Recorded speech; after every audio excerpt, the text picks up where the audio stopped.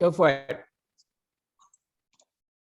So there's several ways to sell. There's several ways to look at this. The first thing that I look at is inventory and exposure. What do you have to sell? Right? What kinds of promotion can you do that you can then charge for? So I'll give you an example. ROS ads on your site is only one thing that you can sell. You add to ROS ads, then you add your premium spots. So depending on what platform you're on and what you're using to deliver your web page experience, you have you have premium ad locations such as persistent bottom ads, reveal ads, page takeover ads, side wallpaper ads, all of those things. All of those premium spots should never be considered to be run of site. You should never sell them as run of site. They have 3 to 5 times the click-through rate as ROS ads and should never be priced the same. If you are selling on, if you have ads that you're selling ROS for, you never want to be below $10 a thousand. Like $10 a thousand has to be your lowest rate. And the reason why I say that is because you are a single channel premium audience, right? You don't want to be charging the same rate that somebody could get through Google Display Ad Network or a programmatic vendor. You always want to be above that because you're selling a very specific niche audience. So you don't ever want to be below $10 a thousand on ROS. We're at $10 a thousand ROS and $25 a thousand for all of our special stuff. And then we have a page takeover rate, period. That's where we are. So you got to look at that. What's your inventory? How you selling your inventory? What are you capable of delivering? And then the second thing that you have to look at is what other things can I charge for? So Facebook allows you to do sponsored posts that tag the business that has paid for it, paid promotion posts. Is that part of your mix? And if it's part of your mix, what are you charging for that? What are you charging for sponsored content? What are you charging for section sponsorship? So we have like our weather is sponsored, our community calendar is sponsored, our special National Weather Service weather alerts are sponsored, our jobs board is sponsored, and then we have 6 or 8 other things that we can sell as sponsorships. When I sell a sponsorship, I'm selling the sponsorship. I'm not selling the ROS ads that they get. I'm selling the sponsorship. As part of the sponsorship, you get so many ads delivered for you. You get so many promos delivered for you. You get so many Facebook promos delivered for you. So the first task that you have to do before you can go selling is you got to figure out what you have to sell, and what does that look like when you're trying to pitch it. I think all of us, if we tried to survive on selling ROS ads across our sites, we die, because there's not enough. Typically speaking, there's not enough ad impressions in order to generate enough revenue at those rates in order to stay alive.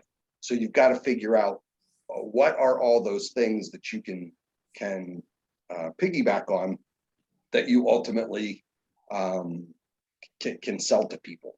And once you've got that kind of broken down, then you've got an idea how you can break your packages down and what you can pitch to individual advertisers.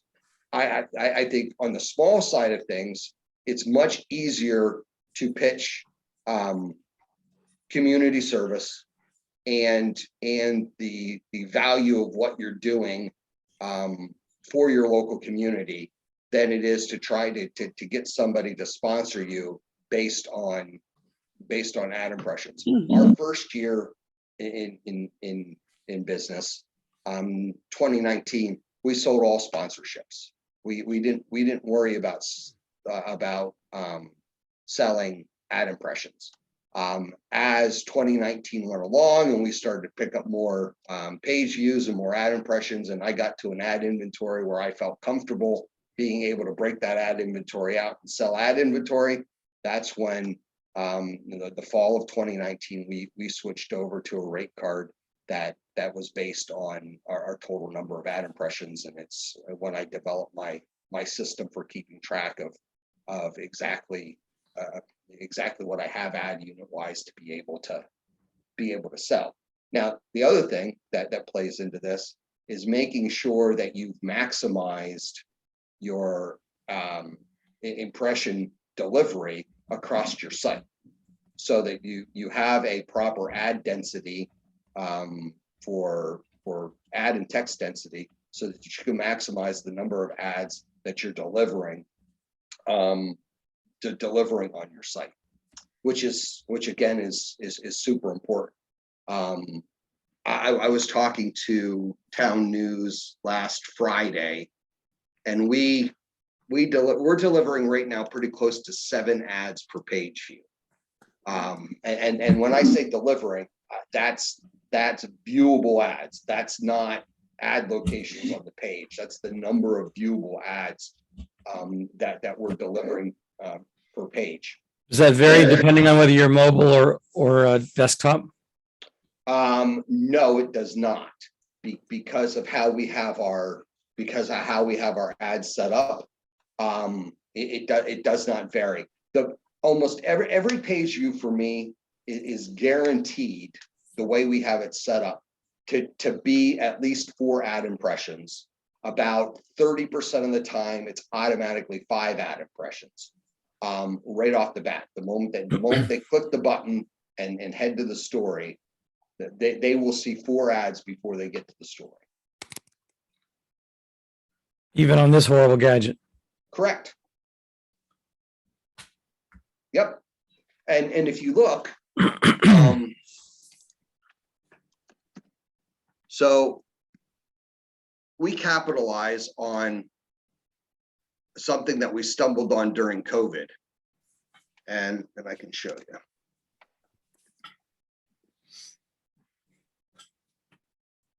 I could just go on my phone too, right? Well, let me just, it'll be easier for you to see on desktop here. All right. So this is our reveal ad.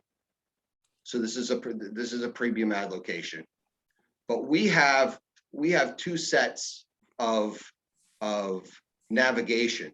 We have this top black bar, and then we have these 4 nav squares. On mobile, there is an ad before these nav squares, there's an ad in the middle of these nav squares, and there's an ad at the end of these nav squares. So before you ever show up to one of my stories and get to my story, you've already seen 4 ads. What if you're clicking a link from our friends at, well, either Facebook or a newsletter, or you get our header every time. So you've got to scroll down through our header every time. When we launched this during COVID, so we launched this in April. We launched this in the 22nd of March with this quadruple nav bar right here. We made the quick assumption that we were probably going to lose time on site and page views, and the exact opposite thing happened. We went from, back in March and April, about 54 seconds average time on site. We're running right now a minute 2, a minute 1 as our average on site. And you say, well, okay, Jerry, why is a 7-second page time improvement so important? Well, if you notice this bottom ad here, that's in this collapsible. Oh, by the way, anybody want to guess how many people actually collapse the bottom ad? What percentage of people collapse the bottom ad? 98%. Want to Not guess? many. Nobody. 4.5. 4.5%. That's it? 4.5% of people close the bottom ad. They don't even Wow. know it's there. They don't even think about it. So the Wow. reason why an extra 7 seconds is so important is because this ad changes every 20 seconds. So the longer I keep you on the page, the more of these that you get to see. What kind of ad is that? This is just we call it a persistent bottom ad.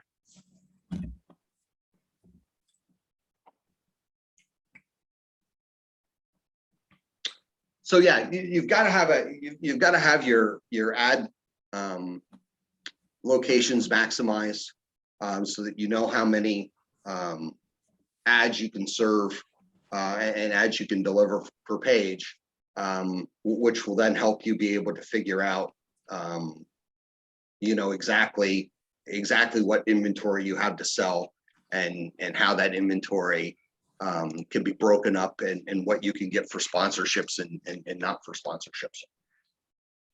You put ads in the story every 5 paragraphs?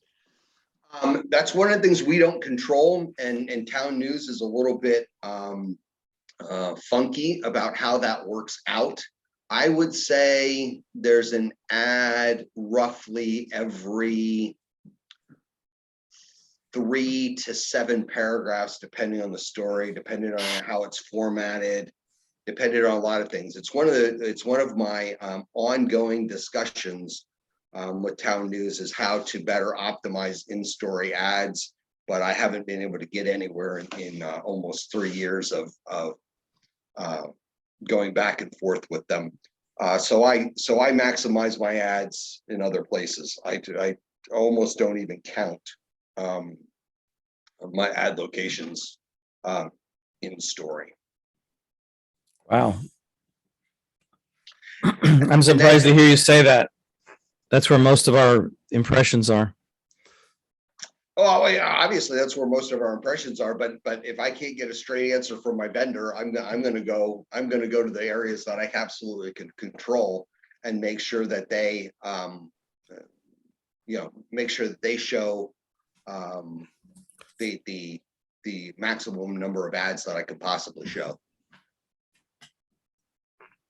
The other thing that I'll tell you about ads, especially because one of the things that a good marketing person's going to ask you, agency person's going to ask you, is what percentage of your traffic is mobile versus what percentage of your traffic is desktop. We run about 79 to 81% mobile and 19 to 21% desktop. That's super important. And one of the things that we've done to be able to help our advertisers out is we have eliminated, we only have 2 ad sizes for mobile. Actually, that's a lie. We have 3 ad sizes for mobile. We have the top reveal ad is a specific size. The lower persistent banner is a specific size. And then inside our mobile app, the majority of our ads in our mobile app are 300 by 250s. So we're completely optimized for 300 by 250 and 320 by 50s on mobile. And I don't use any other ad size, nor do I allow any other ad size for programmatic other than those 2 ad sizes, which helps keep my formatting pretty nice across all devices. What was the third size? 300 by 250? 300 by 250 and 320 by 50 are the 2 primary in mobile ad sizes. They're the only 2 that we use. We have a 336 by 280, but that's the reveal ad at the top. And we don't we only use so many of those. We don't use that as an internal ad size. And you have an actual app. We have an app, but we don't use it. Oh, okay. Why would you- We don't promote our app at all Didn't you spend a because lot it of is money? not, the app is not optimized for ad delivery. So the ad for UPMC is 336 wide. And the ad for something else would be, And the UPMC bottom ad, that's 320. That's 320 by 50. yeah, but the one at the top, The one at the top is that's 336 by 250. so they both go all the way to the edge. My understanding of the technology is that somehow it gets magically stretched or shrunk because the pixel size on our phones varies Correct. depending on the phone. Correct. So do they all go as wide as the, I'm looking for a 300 by 250 to just see what it looks like. The 300 by 250 is a standard size. It's a Yeah, standard size. that's what we're running. So the crypto.com ad that must be programmatic it doesn't go all the way to the edge. Correct. And AccuTax Express is the 320 by 50. If it's a little one across the bottom, then yes. Yeah. When they buy the ads along the bottom, do they also get run of sight ads in the stories? No. No, the sponsor, the persistent bottom ad is a sponsor ad, and that's a completely different package.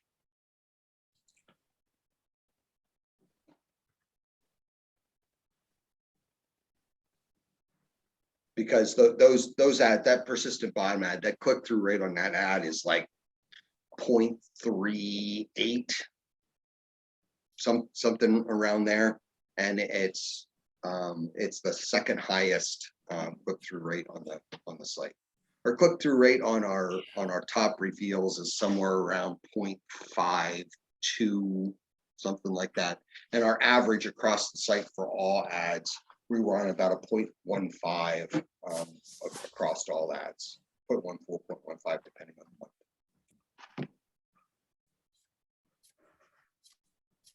Well, just as we need to interrupt our text every few minutes with an ad, I want to interrupt our conversation by saying thank you. Mhm. Oh, no problem. I don't completely understand those green boxes you've got, though. Those Right now, those are just we're just promoting donors, but it's just second layer of navigation. I actually stole that from a Meridian Media, which is they're a big TV holding company. They own a whole bunch of the television stations in our area, and during COVID, they went to a double nav like this, and we stole it from them, and it's worked out. It's worked out really well for us. You're not tempted to sell those? I'm not tempted to sell those at all.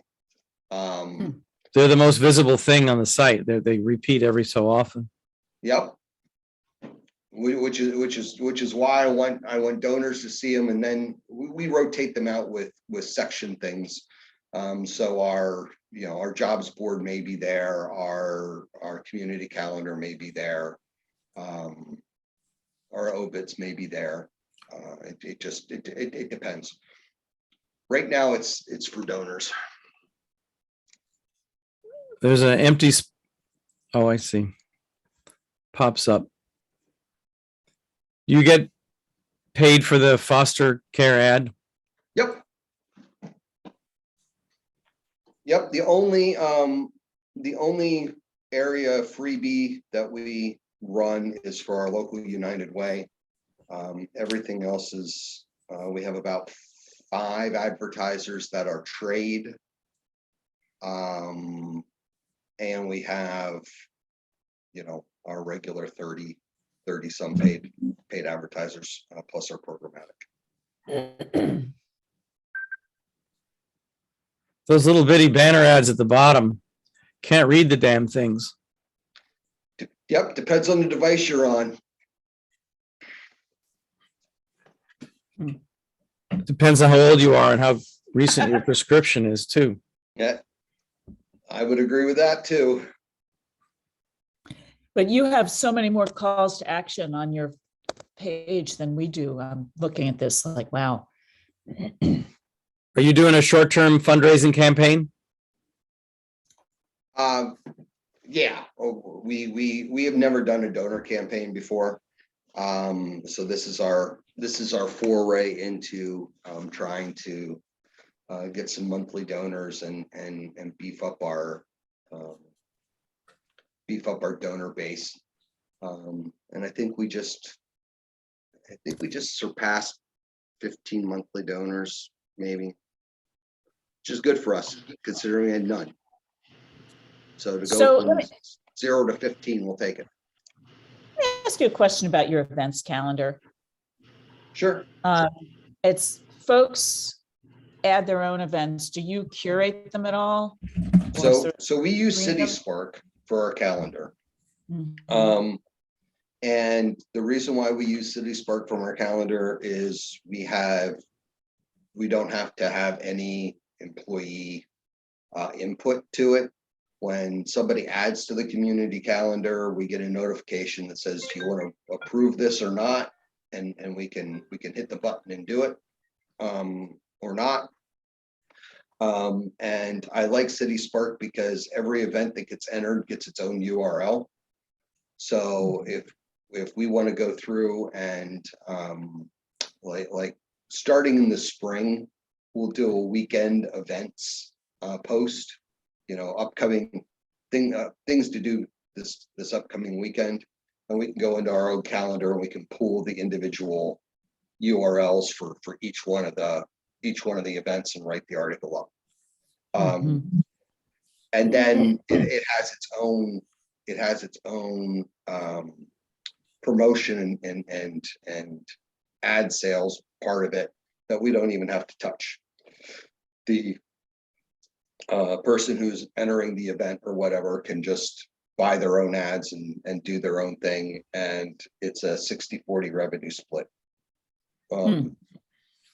So that's why we do what we do with our calendar. And I think we're happy enough with it that I don't think even if we had staffing that we change what's going on there. So you approve everything that goes on there before it goes on the site? We look at them, and if we don't say no to them, they automatically get approved in 2 hours. But the technology goes out and scrapes. Like when we set up, we send in a list of every community calendar in our region. School districts and colleges and community organizations that had community calendar pages. We took that whole list and we sent it to them, and they scrape it. And sometimes junk gets on it because somebody will have their Calendly calendar on their website, and it'll start pulling individual music lessons or something, and you've got to email them and say, hey, you get rid of this one out of the feed because this one's mucking up the world. But hopefully as we come out of this COVID thing, that the calendar will pick up.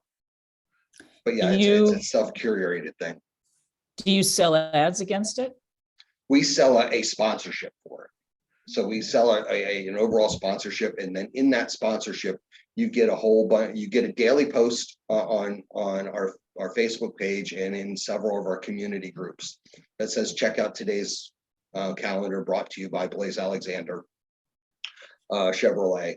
And then we run 150,000 ROS ads for the community calendar that have Blaze's logo on them that we run right in our ad rotation.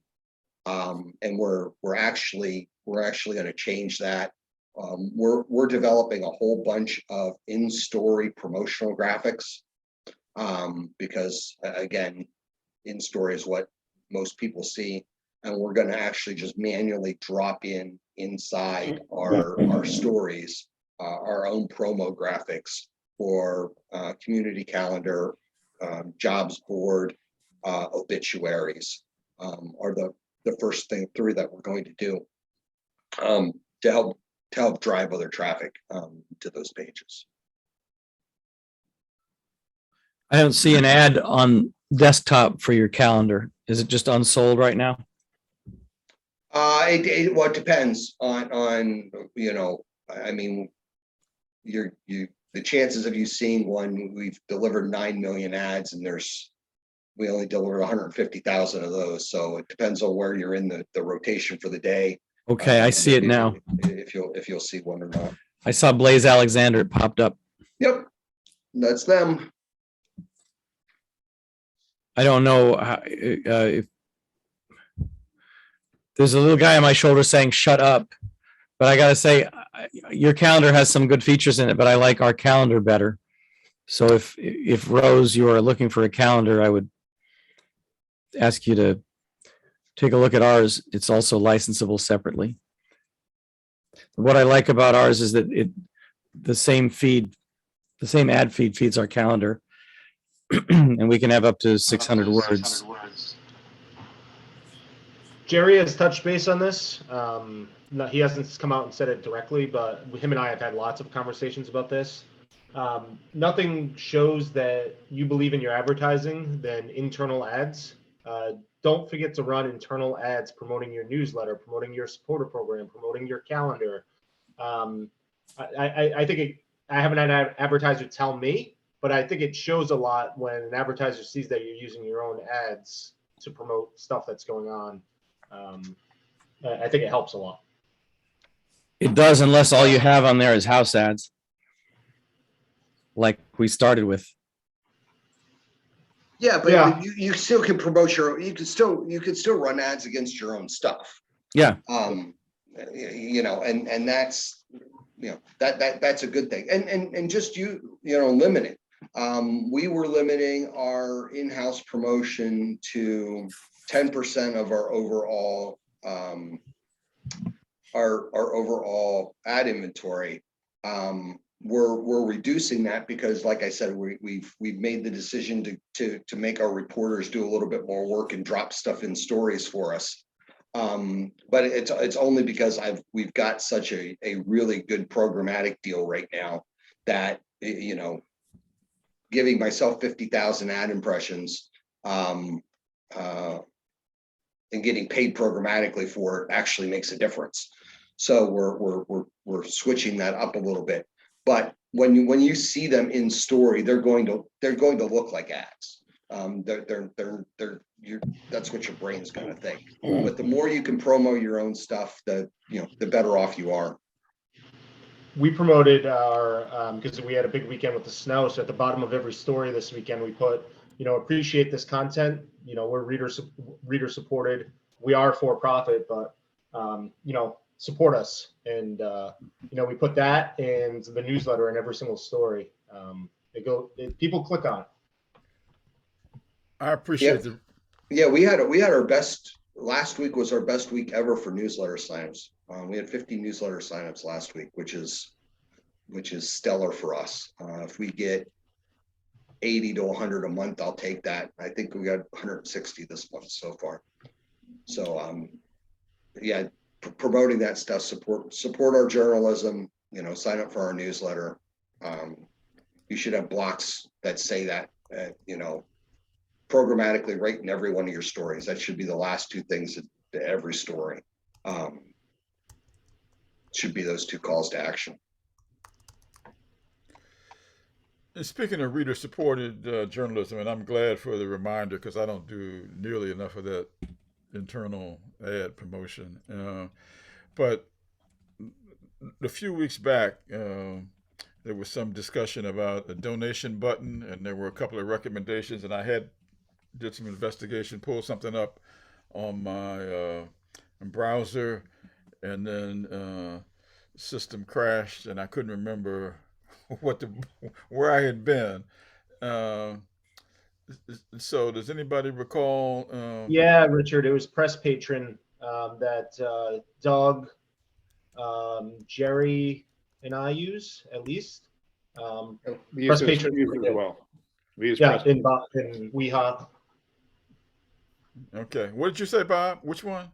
Press Patron. We use the same Okay. one. Okay. So I will go there because I was on the phone with my ISP, and it turned out that there are like I don't know, well over a dozen different modules and choices you can make depending on the platform that you're on, and so I was supposed to debate that and make a decision about that so he could go back and set something up, and then I lost it all. So Richard, what platform are you on? Joomla. Because Stripe has a lot of great tools regarding this. You know, there are other ones. The one thing I would say again with Press Patron is they pay out once a month.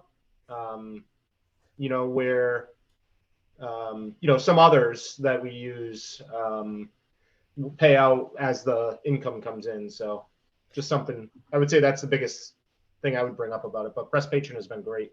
We've had great success with it. Anybody working with Empower Local? Empower Local, I talked with the president there last week. They work with national brands to put ads on local sites, and they pay, I forget what he says they pay. I think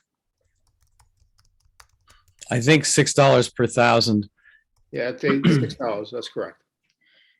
Are you working with them? Well, I got an email from them. We had it back and forth. Yeah, so, but we're pretty much locked into Zoic for our programmatic, and the space that they want is space that we sell, you know, to native ads. So, you know, we really weren't gonna sign up with them, but they, you know, they seem to be. I met them at I think a Lion conference a few years ago.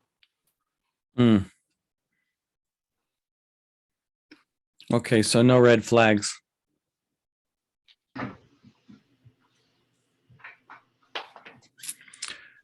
Thank you, everybody. Thank you. Looks Thank you. like